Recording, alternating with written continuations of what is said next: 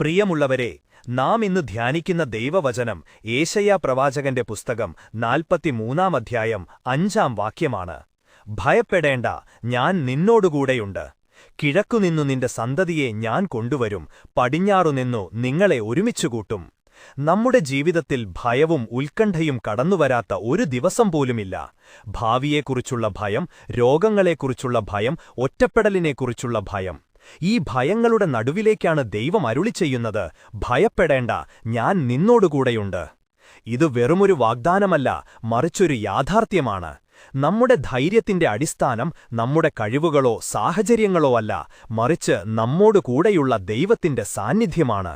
അവിടുന്ന് നമ്മോടു കൂടെയുണ്ടെങ്കിൽ ഏതു പ്രതിസന്ധിയെയും നമുക്ക് ധൈര്യത്തോടെ നേരിടാം.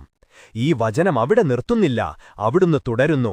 കിഴക്കുനിന്നു നിന്റെ സന്തതിയെ ഞാൻ കൊണ്ടുവരും, പടിഞ്ഞാറുനിന്നു നിങ്ങളെ ഒരുമിച്ചുകൂട്ടും. ഇത് പുനഃസ്ഥാപനത്തിന്റെ വാഗ്ദാനമാണ്.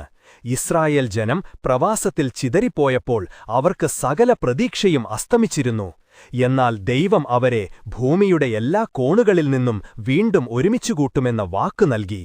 ഇന്നത്തെ നമ്മുടെ ജീവിതത്തിലും ഈ വാഗ്ദാനം പ്രസക്തമാണ്. ഒരുപക്ഷേ നമ്മൾ മാനസികമായി ചിതറിപ്പോയവരായിരിക്കാം, നമ്മുടെ കുടുംബബന്ധങ്ങൾ തകർന്നിരിക്കാം, അല്ലെങ്കിൽ ദൈവത്തിൽ നിന്ന് നാം അകന്നുപോയി എന്ന് തോന്നിയേക്കാം. എന്നാൽ കിഴക്കും പടിഞ്ഞാറും അടക്കി വാഴുന്ന ദൈവം നമ്മെയും ഒരുമിച്ചുകൂട്ടാൻ ശക്തനാണ്. അവിടുന്ന് തകർന്നതിനെ പുതുക്കിപ്പണിയുന്നവനാണ്.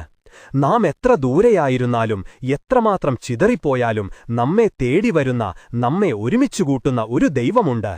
അതിനാൽ നമ്മുടെ ഭയങ്ങളെല്ലാം അവിടുത്തെ സന്നിധിയിൽ സമർപ്പിക്കാം.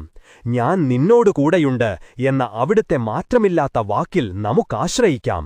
അവിടുന്ന് നമ്മെ ഒരുമിച്ചുകൂട്ടുകയും സുരക്ഷിതമായി നടത്തുകയും ചെയ്യും. ദൈവം നമ്മെ ഏവരെയും സമൃദ്ധമായി അനുഗ്രഹിക്കട്ടെ. ആമേൻ.